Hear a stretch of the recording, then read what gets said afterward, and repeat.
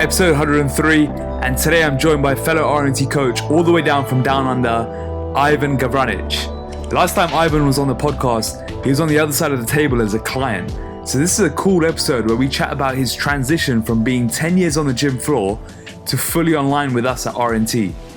We also touch on how Ivan inspired my recent shoot, how he stayed lean all throughout 2019 while discovering a new set point level for his body, and why how you do one thing is how you do everything. We finished by talking about one of Ivan's biggest passions, flexibility training. A few months back, I remember him sending me a video of him doing an overhead bar hold whilst going into a side splits. I responded in complete surprise, only for him to reply back and say it was his daily warm-up. So if you're interested in becoming more flexible, mobile, and injury-free, Ivan shares some golden nuggets here, while also dispelling many of the myths surrounding stretching, yoga, and where most people tend to go wrong with this. Without further ado, let's dive in.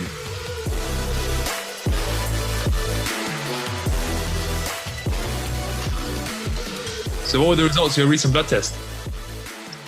So everything was really good bar one thing. My cholesterol markers were spot on. The doctor said it was actually better than people who are on statin medication, which is really cool. Thyroid was in the normal range. Cortisol was in the normal range. And the only indicator I had that was off was low testosterone. So low free testosterone, to be more specific.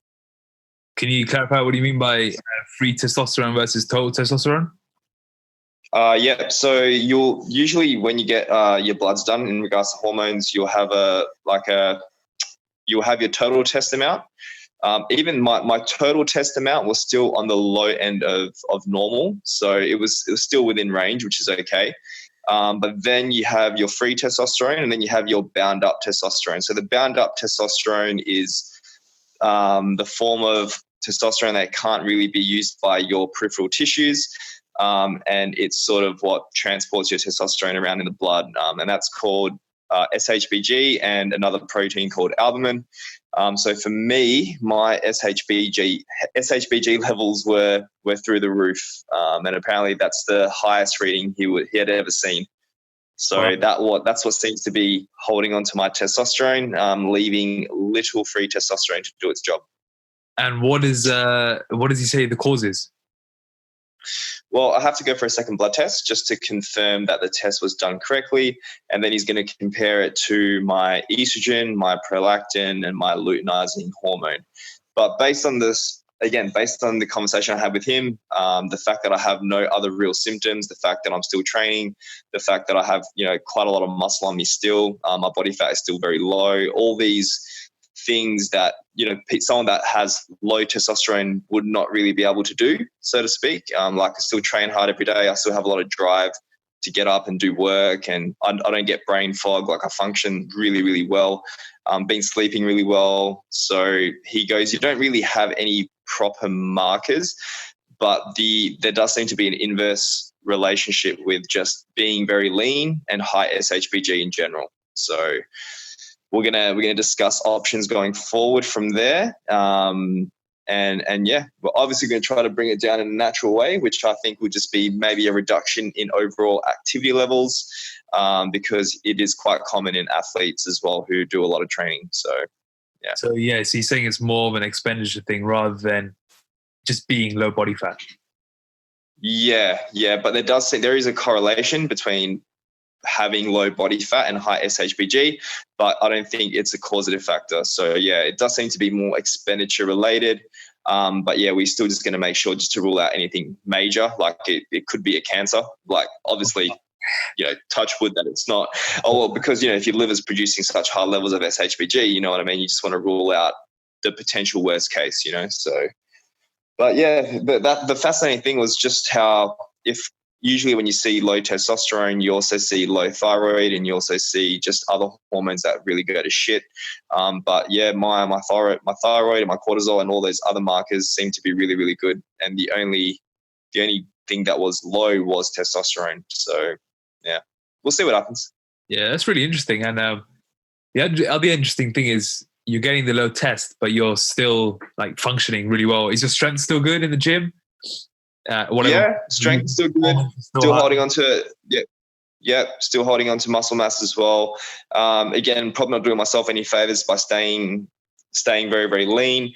But I don't, because usually I was doing a bit of research as well. Usually there'll be areas on your body that start to hold a bit more body fat than usual. So things like breast tissue, holding more around your midsection, and that's definitely not the case. You know what I mean? So, yeah, I don't know. I don't seem to have these. Maybe my theory is my SHBG may be holding on to a lot of estrogen as well. So it could be a decent balance going on there, but who knows? Interesting. What's your hunger, appetite, all of those signals like at the moment? All those are perfect. Again, like I don't get super hungry, but again, I do make sure all my meals are very high volume. My day is very structured. My day is very routine. And again, like I think my body has just become very, very good at handling the amount of activity I do. I think it's potentially adapted quite well. I don't feel, especially compared to like last year where I wasn't sleeping properly. Like I actually sleep through the night now. I get up at a normal time. I'm heavier, but I feel a lot more fuller, if that makes sense. Like I feel I'm carrying definitely a lot more lean mass than I was, especially towards the end of that diet. I also have another theory. Like I think I was probably not, the weight I was losing towards the end of that diet was probably not, it was probably a lot more lean mass than I thought. So I think I've definitely restored a lot more lean tissue that I lost throughout that diet, you know? So just to give a bit of context here, that we're talking about the time where you got absolutely peeled at the start of 2019, was it? Or the end of it was a little bit, it was like November, December 2018, right? Well, pretty much exactly a year. Back then you were a client of RNT's, now you're one of the coaches, which is an awesome transformation in itself. But before we talk about that and we go into that transformation, let's talk about what it's been like to stay lean for essentially a whole year. That's a really, really good question. I've had a lot of people obviously talk to me about this and ask me, you must be feeling dead all the time. You must be, just a walking zombie, and to be fair, as I mentioned just previously, I think I've always been comfortable at a relatively low body fat level regardless. And I also think because I never got really fat as well, I was always in some sort of decent shape. I was never let myself go too far off the other end. So I think just being lean, I think I was pretty lean for a long, long time. And I think going with RNT and just getting that final push to get me there, it wasn't like it obviously was a drastic transformation, but it wasn't going from 30% body fat down to 5%. You know what I mean? I think because I was already quite lean, I don't think me and Nath went too aggressive. I think I dieted on really, really high calories too. I think the way that we did it, then we consolidated. I think we did all the right things to sort of cement this new look or this new body weight, which I felt, again, I felt it was the safest way to do something like that, because a lot of people, they do drastic things to get down there, and then a lot of the time they don't hold on to it because it was so drastic, and because they didn't give their body enough time to be there, doesn't really get accustomed to it, and they bounce back really, really hard. But yeah, I feel because we sort of coerced my body into that position on high food, quite a bit of activity to be fair, but I never ever, again, as I mentioned last year, I never felt like I suffered as hard as a lot of people do at that weight. So for me to maintain that, it wasn't a huge effort, and my lifestyle does permit it. And especially now, being an online coach, I work from home. I have a lot more flexibility. So it's even more catering to that lifestyle now. So, but from a physiological standpoint, I feel really good. I feel fit. I feel great. Like sleep has been really good. Energy levels are good. Again, I think my body has just become very, very used to being this low, and I think it's just become comfortable here, and it will not prevent. I think it will actually fight. I wouldn't say fight, but if I was to overeat like I did in the UK, like there was pretty much zero difference by the time I flew back after probably eating 5,000-6,000 calories every day in the UK for the R&T thing, R&T meetup. Again, I was walking a lot and whatnot, but walking is not going to offset that much food. You know what I mean? So I think my homeostasis, I think my body has definitely gotten used to accommodating this new body weight and just functioning, and then obviously I had the latest blood test, and everything, most things were really, really good, but one thing. So I think that's a pretty good sign, but we'll see. Would you say you've got a new set point? Yeah, I think so. I don't believe in the whole theory that there is like your body has this set point that it will always be at. I think you have to coerce, and I think you have to train the body to be a certain body weight, you know what I mean? And spend enough time there, get comfortable there. And then I think you have a much easier time of letting it stick, What sort of time frame are you talking about? I can't really put an exact number on it. I would say a good 6 months. Oh. I think if you can spend a good 6 months at a new body weight, and you can work your lifestyle around it to make that fit for you, I think it definitely can be done. I don't advocate staying as lean as I did or as lean as I do for most people. I don't think it's realistic for a lot of people. It's probably not desirable for a lot of people because a lot of people feel like absolute death. So I think that's a pretty good caveat. If being lean or being shredded, whatever you want to call it, is interfering with other aspects of your life in a negative way, then I don't think it's worth it. Your physique and your level of leanness should be adding value to your life, not subtracting from it. You know what I mean? And how does it add value to your life? Being has add value. Again, for the sort of training I do, it definitely feels a lot better to be lighter. Obviously, a lot of the calisthenic stuff I do, the gymnastic stuff I do, the mobility stuff I do, it just helps being really, really lean, to be fair. Things look nicer when you're lean as well, when you do handstands, when you do all those aesthetic movements as well. And yeah, just as I mentioned, it was just, being so much more aerobically fit. I, funnily enough, actually have quite a bit of energy now, which is really cool. I literally think it's because I cleaned up my sleep a lot now that I'm sleeping soundly through the night. That was the biggest issue I had previously, was just not sleeping enough or just waking up at a stupid time. That took the longest to recover. And looking back, that was probably the worst thing. And I would say that was the biggest contributor to anything negative that I was feeling at that time, so. But yeah, and also just being a good role model for clients. I think, being able to walk the talk, I think, is a powerful thing. Being a source of inspiration for clients as well, I think, is important too. And yeah, that's sort of pretty much why I do it. And again, it's not a huge effort for me. Like, I don't look at my day as oh no, I have to do this, I have to do that. It's like, I love doing what I do. You know what I mean? Especially now working from home, I can intersperse my day with a lot of walks, a lot of activity. And I find it makes me a better worker as well. Having these little exercise breaks quite frequently, I can always come back to my work and just, produce good stuff. I can go away and have a think about what I want to write, stuff like that. So it's actually been working really, really well. So yeah, it was good. One thing, when you go for your walks, do you take in any stimulation, or do you just embrace that solitude? Depends. Depends. I know if I've been really pushing it on the check-ins and the work stuff, I have to go in solitude. I'll have to just go walk with no stimulation, no podcasts, no music, no nothing.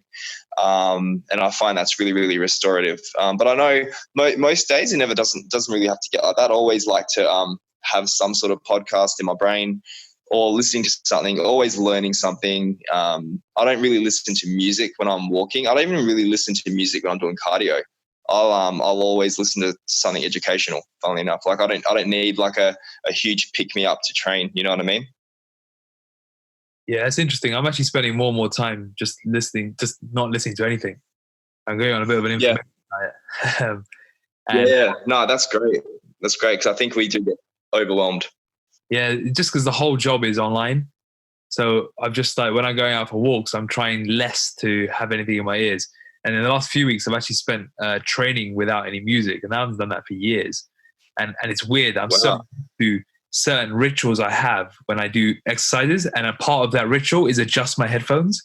And a few times in the last few weeks, I've gone to my ears and nothing's there.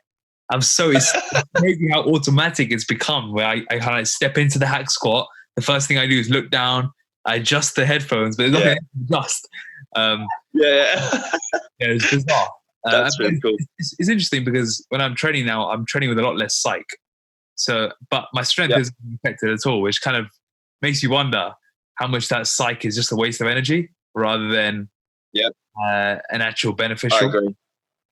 I agree. I think obviously if you can hit that flow state, especially when you're training, which is being able to perform under pressure and keep you cool, I think that's going to give you a lot more results, and I think you'll recover from your training a lot better.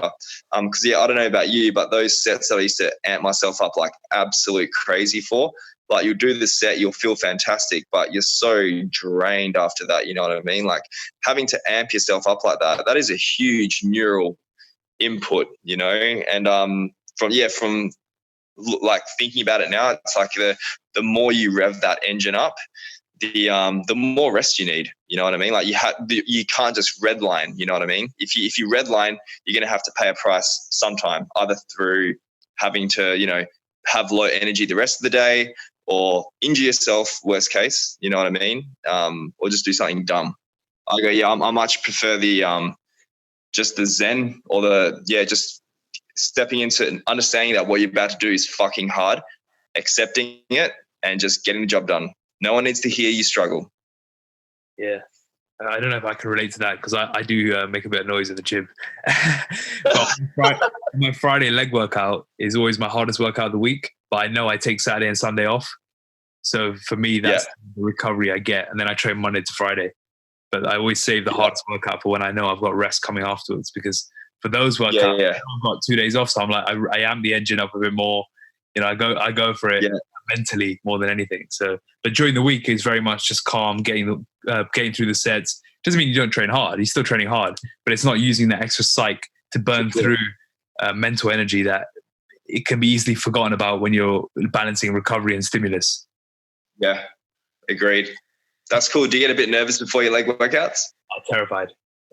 Like this Friday one, like every Friday, I'm waking up anxious about it because at the moment I'm doing. That's cool, man. It starts with RDLs, which is cool. As in, RDLs are like, it's always.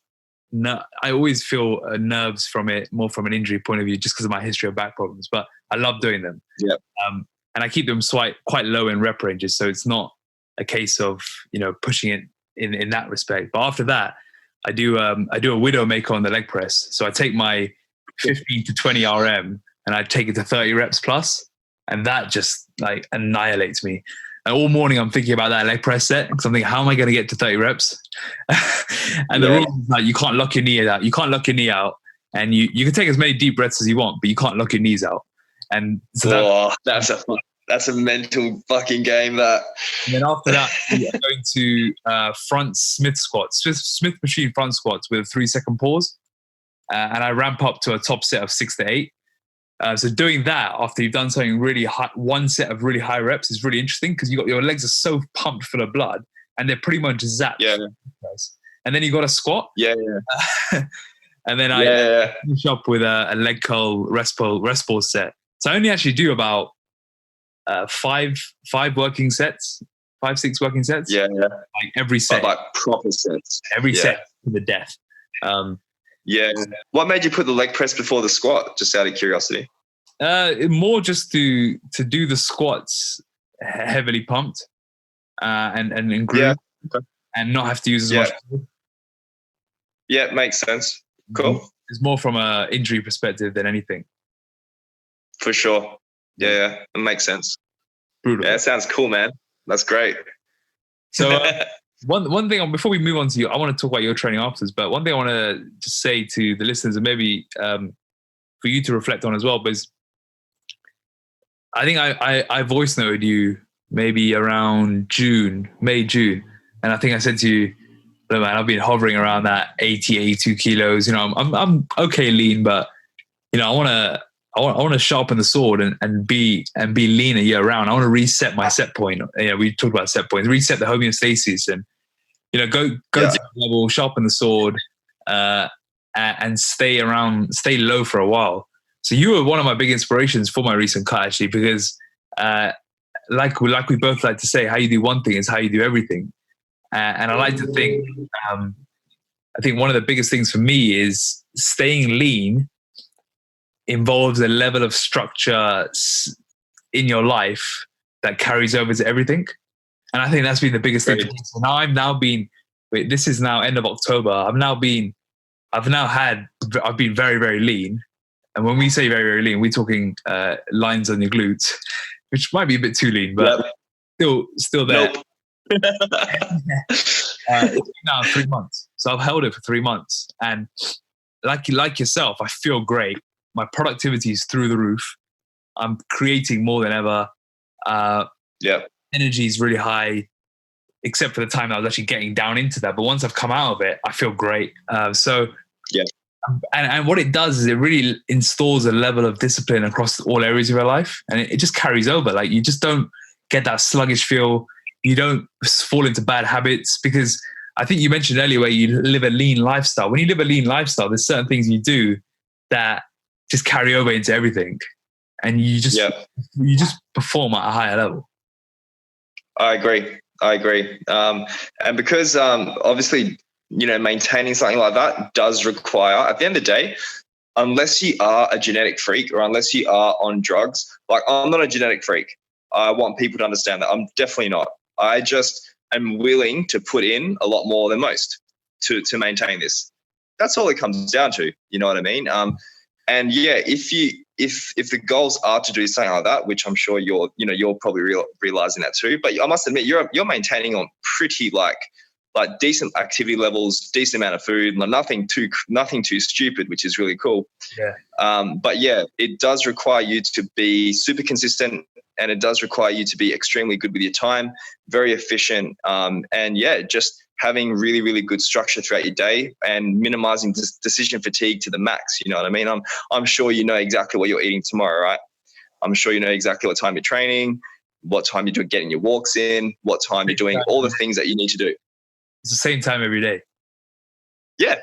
It's, you know, and do you know what's funny? When you were talking about how you still adjust your headphones even though they aren't there, that just shows how habit is such a crazy thing that us humans do, you know? So if you can literally make your entire day with exercise or with work, with anything, as habitual as possible, I think that in and of itself just makes everything so much easier. You know what I mean? And that probably segues nicely, to take your word, into like being able to handle a high client load.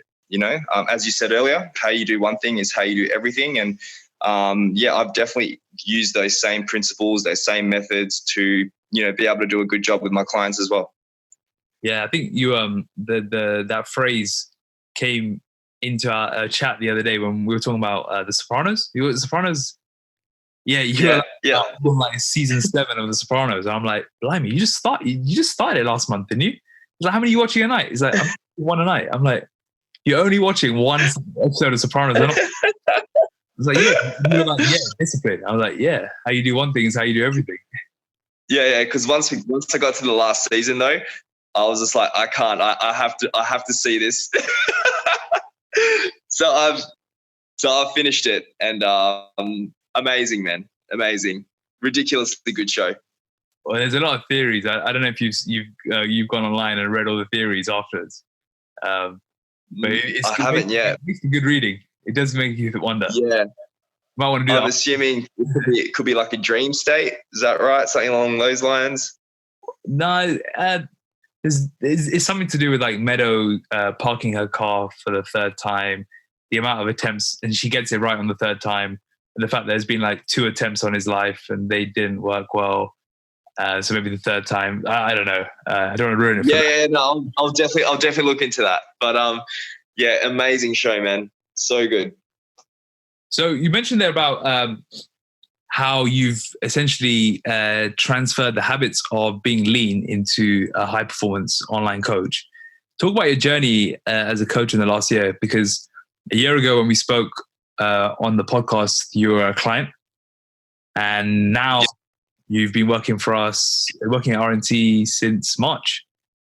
Tell us about the journey. Tell us about how it's been, how being lean and all the habits you've picked up from that area of your life has transferred into your career.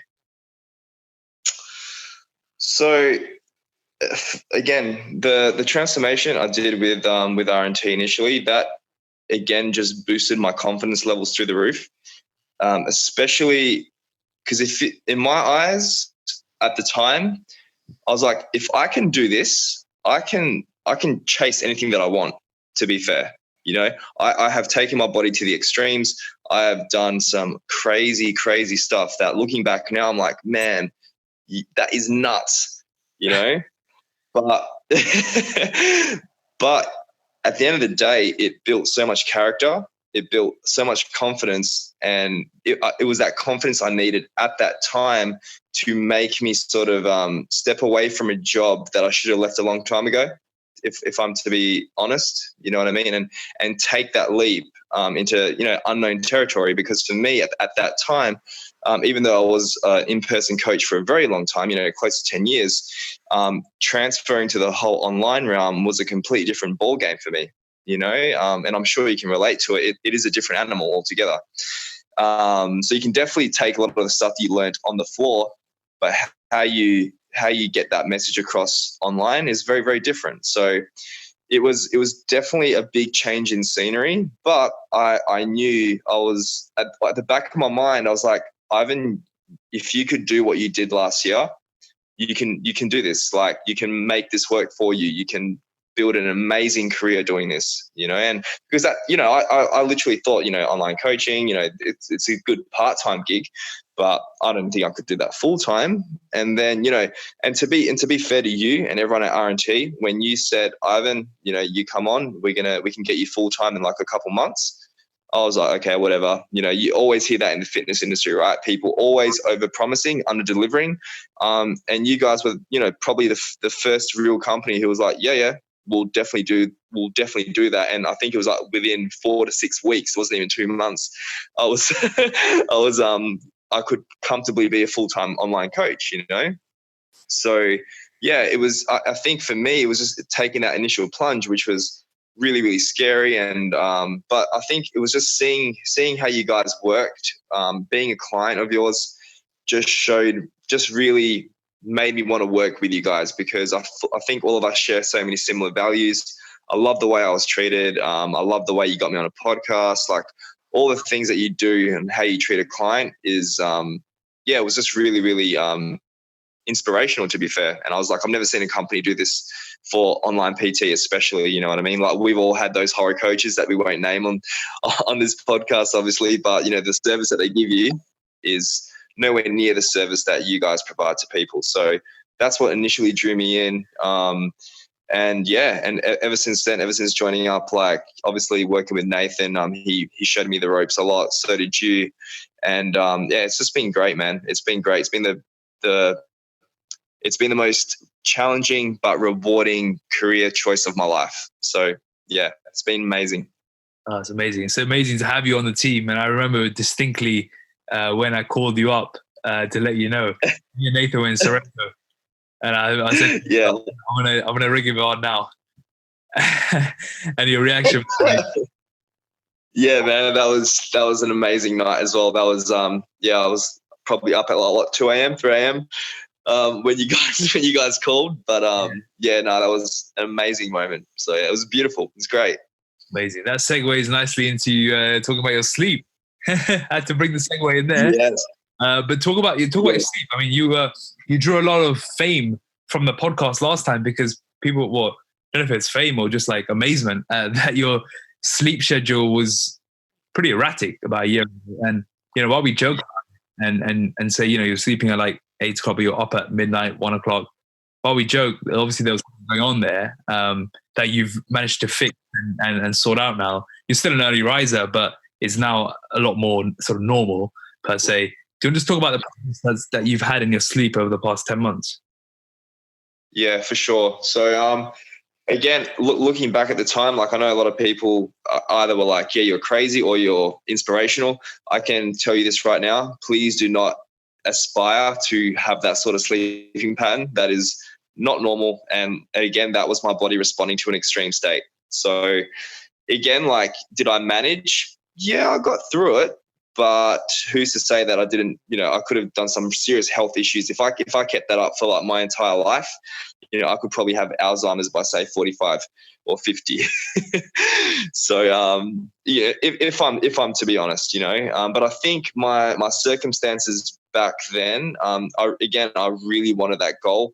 I really wanted to get all my training done before I started work in the morning. And, when you're a coach, what time do you usually start, right? Like 5:30, 6 a.m. Yeah. So having the flexibility and freedom now to sort of, choose my own hours, which is amazing. And yeah, as you said, I'm still an early riser. Like I still get up at maybe 4:35 these days, but I'll be in bed by like maybe 9:30, 10 on a weeknight, and I actually go out a little bit on the weekend now, and I might stay up till midnight sometimes, which is pretty adventurous for me. But yeah, that's been a huge game changer for me, and yeah, as I was telling you earlier, like I'm 3 kilos up from my lightest where I was last year, but I'm sleeping throughout the night. I have a much more fuller look, to be fair. Like I think I'm actually holding on to size a lot better, and not too far off that peak leanness as well. Like we could probably argue that it's very, very similar. And if most people saw, they'd be like, yeah, you're still pretty much the same. But you develop these weird things in your own head where you think, oh my God, I'm fat, when you literally put on like nothing. You know what I mean? So you'll get that soon as well. What do you think changed your sleep? Is it just adding the body weight, or do you think? I think it was adding the food. I think adding the food over time. Also, just to be fair, like this might sound a little bit cheesy, but actually being content with everything else in my life. I was happy to be with RNT now, landing an awesome dream job for me. That was amazing, and obviously we were going through like a big growth period as well, which was challenging in and of itself. And I actually was probably losing a bit of sleep throughout some of that time. But once things settled down, once I got myself to a comfortable level where I'm like, cool, I feel very financially stable now, very financially free, making more than I ever have, working from home, everything's structured. Like that sort of background feeling of you're safe I think is what sort of allowed me to start sleeping properly again, if I'm to be honest, so. Oh, that's life-changing. Yeah, man. But obviously, having more food in your system, that also helps too. Yeah, but the sleep thing, I mean, I know Nathan won't mind me saying, but when he struggles with sleep, he knows it's usually something to do with exactly that, something along the Maslow's hierarchy of needs. Is one of those things that can affect your sleep or can affect any other area of your life, but you often see it pop up in sleep quite often. I agree. And looking back, that's probably what it was, because at the time, like the biggest, again, don't get me wrong, it was fantastic, but all I had was the physique thing, the whole shredded thing. That was what I had to look forward to every single day. But now it's like I have a lot more responsibility. Like I'm looking after a lot of people. I have fun. It's really funny now. I had to laugh the other day. Was usually my morning routine would be me getting up and smashing some cardio, getting steps in, doing this, doing that.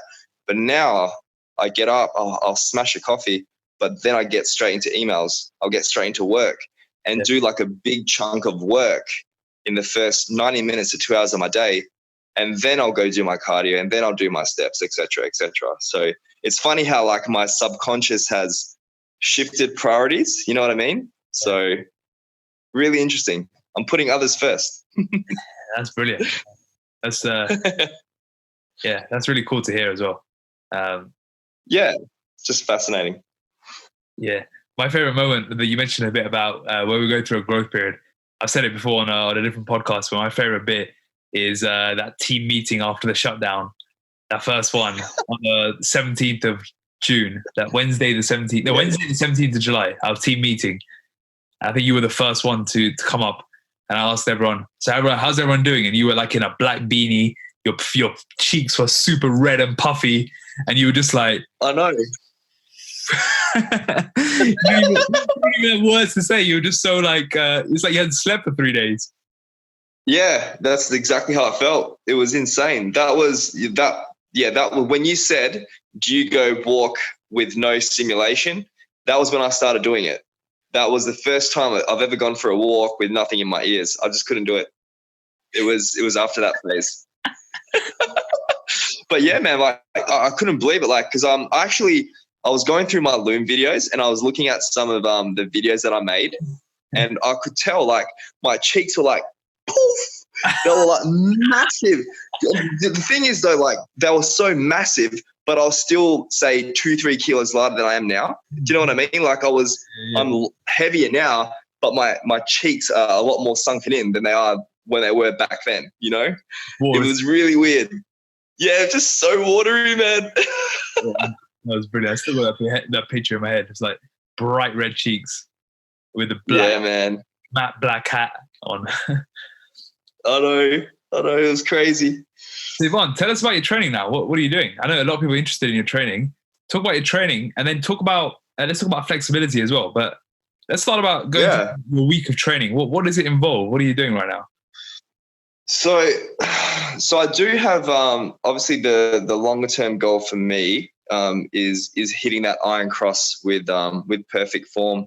And when I say perfect form, I mean like, you know, properly locked out elbows, legs dead straight, everything perfectly straight, holding your arms out at 90 degrees. If I can goal is to be to have a 5-second hold and iron cross. I've always been a big processes man. So it will be fantastic to get it, but it's working up to something like that I find the greatest pleasure in. You know what I mean? Like it's just interesting finding ways to train for something like this, because it's still very like taboo. You know what I mean? It's not something that you see a lot of programming stuff for. A lot of the stuff especially for iron cross stuff, you don't see many people who have done it as an adult. You know, a lot of the people that you see do it are guys they did it when they were like 10 or 15 when they were kids doing gymnastics their entire life. So, you know, transitioning to the stuff that I was doing, the more physique stuff, into the gymnastics world as an adult is really, really different. So a lot of my training is doing a lot of basics, you know, working a lot of straight arm strength. So that's like, you probably won't know the terminology that well, but stuff like levers. So it's what's a good way to describe it? It's a different sort of positions with your arms locked out. Correct. Yeah, exactly. So it's imagine doing a pull up with straight arms, so to speak. You know what I mean? Like not actually bending your elbows, but like pulling yourself up with a dead straight arm. So you're just working with these. You're working in like the most disadvantaged positions to achieve just crazy static holds, so to speak, you know? So it's still strength training. I still use a lot of the principles that I would for developing strength in like either a squat or a deadlift. Like I do a lot of heavy eccentric stuff. You know, if you only have your body weight to work with, you know, doing difficult, if I'm working for say like a back lever, I can keep my entire torso straight as I do heavy eccentrics into a back lever.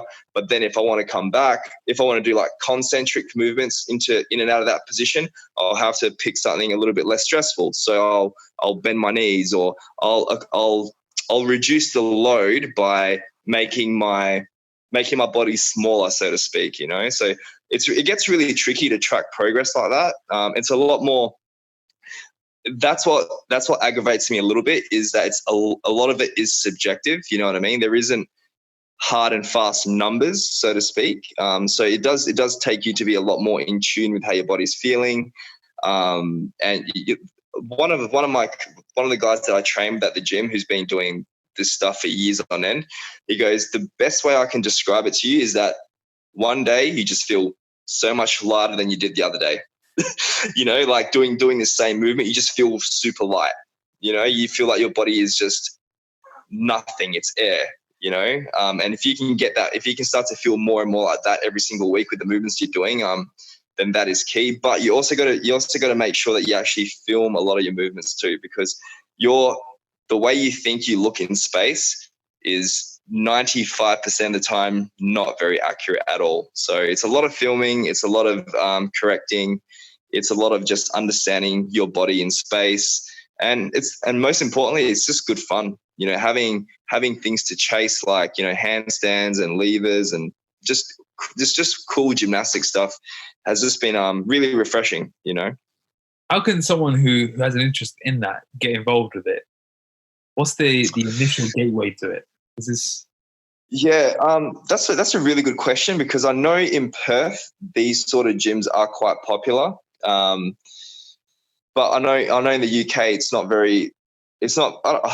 Maybe they are getting a bit more popular now, but from what I hear, the scene over there doesn't seem to be too hectic on that front. But yeah, it's usually if you do want to get into that stuff, it usually comes from people getting injured all the time.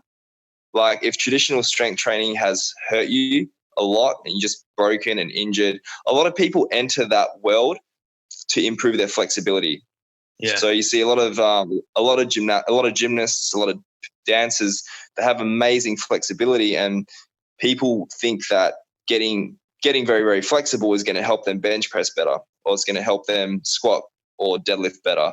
You know, so I find that is how they enter that world most of the time. And then they start to experiment with more bodyweight movements. They start to enjoy it a lot more. I know that was a very similar thing for me. I was just beat up a lot, and going to a gym and just moving my body around in a different way. I wanted to get more flexible, just because I was so banged up all the time. And luckily for me, I think I was genetically primed to be super flexible. So I actually got a lot more flexible very, very quickly compared to most. But then again, I did train it a lot as well. So I always get asked, how can I get more flexible? And it's a very difficult answer to give. As someone who does a lot of flexibility, and I know you've done some crazy stuff. I mean, you posted a video of you doing a side split with the overhead, and you said this is just a warm-up every day. Yeah. And you said you're pretty flexible as it is, but having been around that crowd, what is the answer to that question? Is it a case of just stretching a bit every day? What is the solution to flexibility if you've got real intention about it? Yeah, that's a really good question. And the first thing I'd want to mention is, what do you want to get flexible for? You know what I mean? Like, what is it? You know, if you're just doing the conventional training in the gym, so to speak, again, most of the time your issues are not a flexibility issue.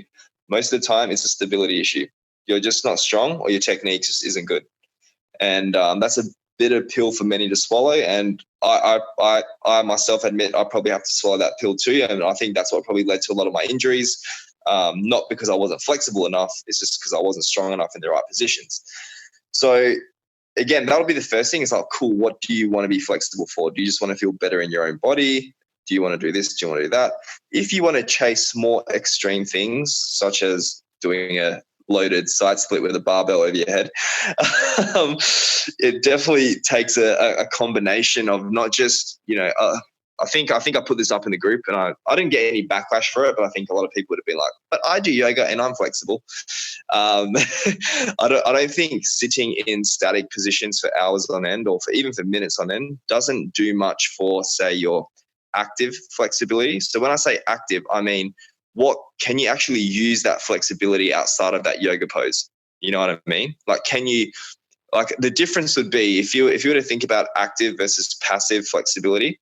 So a good example of passive flexibility would be, you know, let's just say a dancer does her splits, does her side splits. Okay, she's laying on the floor, legs out, turned out. Oh, there you go. There's a side split. But if I was to be like, okay, can you contract? Can you actually pull yourself up from there without using your hands? They'll be like, oh, no way, I can't do that. Okay, well, that means you don't really have strength there. You have the flexibility there, but you don't have the strength to actually hold yourself up in those end ranges. So if you look, the video that I put up in the group, the whole way through, I'm controlling every inch or every centimeter of that side split, right? I'm not letting that barbell control me at all. I am sliding in, and I'm sort of contracting into the floor at the same time. You know what I mean? If you want to get flexible, you need to be building strength in those end ranges. Okay, so because at the end of the day, that's how the nervous system permits flexibility. If it feels safe at a certain point, it will let you go there. You know what I mean? This is the thing. Like, if you spend all your time trying to get flexible with static stuff, well, you're not treating it like a strength session. I remember when I was chasing my side splits, this took me a good 6 months. It was relentless. I would chase those things like I would like a heavy squat. You know what I mean? I would have really, really hard active strength days where I would really, I would hold myself up for like as long as I could for like maybe 30, 40 seconds, and then I'll break. It would be like a full on, like a set, you know what I mean? But then I'll have other days of doing a lot more passive stuff as well. So you need a decent mixture of both. But I find if you just do the active stuff, you don't really get anywhere from a sort of flexible, like a distance point of view. But if you only do the passive stuff, you just don't develop the strength. And then over time, you just can't use that flexibility. So it's a mixture of active and passive, and just it's walking a tightrope every single time. It's literally like you want to be teetering on the edge of getting more flexible versus tearing your adductor. It's that sort of fine line. Of, like split squats, lunges, RDLs, where you're almost taking yourself through a loaded stretch on this strength training movement. Is that why they're so beneficial for the flexibility equation? Yeah, for sure. But yeah, it's also how are you performing those movements as well? Are you just falling into them, or are you actually eccentrically loading your tissues into the position, maybe adding in a pause at the bottom and then driving up? But yeah, I agree. Like, if you even like a good little hack or a nice little warm up is to actually just, if you got like a heavy set of split squats coming, I would maybe go, if you're using say 20 kilo dumbbells, grab the 10s or the 15s and literally just lower yourself and hold like an isometric at the bottom. You know what I mean? Isometric at the bottom. Take a deep breath in, exhale. Take a deep breath in, exhale. And what you'll notice is that you actually get a little bit lower and lower and lower each time. And I used to do this with people who couldn't squat. They used to think they had tight hamstrings with their squats. That's why they couldn't get to parallel. When no, you just have to sort of, if you just literally do a couple breathing sets, or you lower yourself into a squat, whether it's like a goblet squat or a barbell squat, you get to wherever you can, you take a breath in, you exhale, and nine times out of 10, most people will get like 2 inches lower just by breathing correctly. You know what I mean? And I always found that quite fascinating. And it really just showed you how important breathing could be for flexibility too. So yeah, one of my favorite warm-ups for their legs that I do is walking lunges with pauses at the bottom, supersetted with back extensions with pauses at the bottom. I really like doing that before my leg sessions, because it gives a mix of stability, strength, and flexibility in those end ranges. Yeah, exactly. And you look at those movements, the way depending on how you do them, they are just loaded stretches, right? Yeah, exactly. So what do you say to people that say, I'm just going to go, I'm doing some yoga. I've started yoga because I want to get more flexible. What's your answer to that? Is that the right thing to do? Is it part of the equation, or is yoga more for different benefits? How does it help you? Yeah. So I'm not a yogi by any chance. But from what I've seen, a lot of the yogis that come and train at the gym that I train at, they don't have that flexibility where they can just slide into a side split with no hands. What they'll do, the difference would be they'll sort of, it's more it's very, very relaxing sort of stuff. And I think it can get you flexible, but I don't think it can give you the flexibility that you can use outside of the yoga studio, if that makes sense. Yeah, so basically give you more mindful benefits, but in order to really pursue flexibility, you have to treat it almost like strength. Is that what you're saying? Yes, correct, exactly right. Because when you look at it, it's that is how you get truly flexible, is when your body feels it can develop strength, or it can not develop strength, if it can generate strength at a certain position, your body will feel safe in that position. Do you know what I mean? Yeah. So when let's say you're doing a side split, and if you were to try to side split right now, you may get out to say 30, 40 degrees, and then your groins are going to go, nah, too far. You know what I mean? Now, do you think that's your muscle tissue, or is that your brain? What's stopping? What do you think is stopping you from just going to a full side split right now? Your brain? What's that? Your brain? Your brain. 100%. So what they've done, they've actually put people under anesthesia, and you put someone under anesthesia, you can get them into a full side split, no issues whatsoever. So it's never like a tissue sort of thing. It's never like, oh, my hamstrings are too short or my adductors are too short. No. The physiology is there. It's the nervous system that governs that. Because if you've never got into a side split and then you do it once, your body is going to freak out and go, no, not today, Akash. What are you doing, mate? Fucking, it will lock the groins on, and you would just be like, fuck that, So it's literally for you to train your nervous system to be comfortable in those positions. You slowly but surely just have to keep spreading your legs a little bit further and further and further. You know what I mean? And then again, if I was to ever do this, it's really hard to describe this over a podcast, but you've done Pnf stretching, right? Yeah. It's very, very similar to that. So you would slide your legs out, then you would contract in that position for a few seconds, and then slide them out a little bit more, contract, slide out a little bit more. And you could always get like 1 or 2 extra inches compared to when you first started. Yeah. And you literally just do that sort of stuff over time. And then your body just gets used to, being able to generate force in certain positions. But you don't do that in yoga with many of the positions. A lot of it is static stuff. A lot of it is meant to be relaxing. I think the benefits of yoga come from you being you letting your body just chill out for a little bit. Sharing that experience with other people, listening to someone speak very, very gently and softly, and this sort of language is very relaxing. And I think those are the biggest benefits of yoga. But I think if your goal is to be like, the only reason I do yoga is to get flexible, I think there are definitely other ways you can be doing that are a lot more productive. So if you had to give one tip to someone who doesn't want to do yoga, doesn't want to pursue flexibility like you are, what can they do in the gym that's going to give them most bang for their buck if they're tight on time but want to improve their flexibility slowly but surely?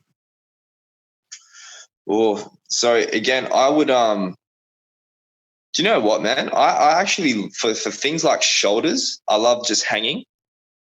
Yeah. I know that sounds really, really simple. Hopping onto a bar and just letting hang for as long as you can, while also just trying to lengthen out your entire body. I think those are extremely underrated. Hanging is really, really good. And even if you can work up, if you want to make it a bit of a game, if you're a numbers person, try to work up to like a minute hold, then a 2-minute hold. And that is going to be fantastic for your upper back, your thoracic extension, right? If you can get those, and your shoulder flexion, you know what I mean? A lot of people, they struggle to even raise their arms above their head. And I know there was some research done in, I think it was a Scandinavian country, either Sweden or Denmark, don't quote me on that. But what they did, they got participants who they were told that they need to have shoulder surgery. Okay, so the only way for them to fix their shoulders was to have some sort of surgery done. And then a lot of them actually took on a hanging protocol.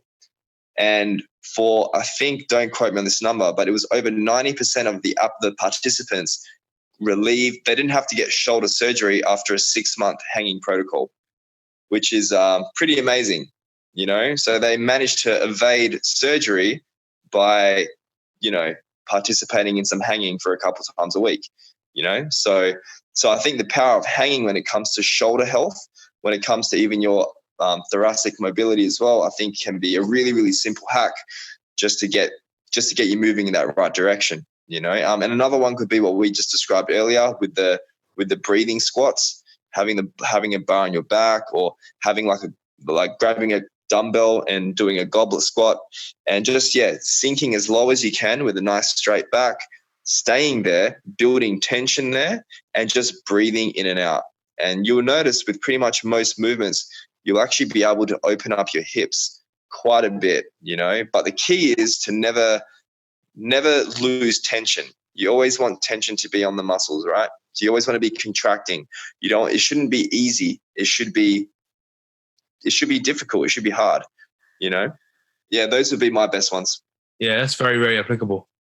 Really good. Yeah. I actually did a hang today at the end of my back workout. How'd it feel? Try and hit. No, I really enjoy it. Yeah, I like it. I like how it decompresses the spine as well. Exactly right. But the benefits it can do for your shoulders, and even if you play with different grips, you go overhand, you go neutral, you go underhand, you go wider, you go narrower. You know what I mean? Like all that stuff is really, really cool. I'll put up some cool shoulder stuff in the group too soon.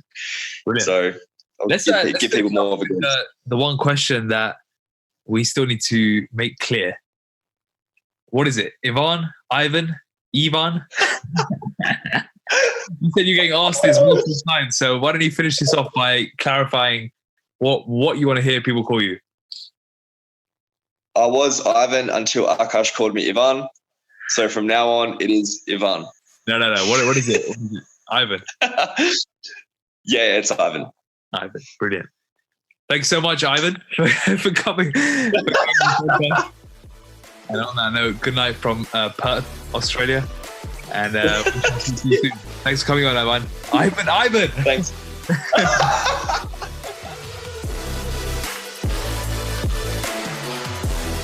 Thank you so much for being here today on this episode of RNT Fitness Radio.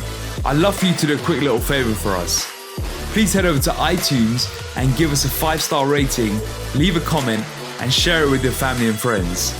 If you're interested in learning more about how to transform your body and positively change your life, go to www.rntfitness.com and explore all our free content on offer.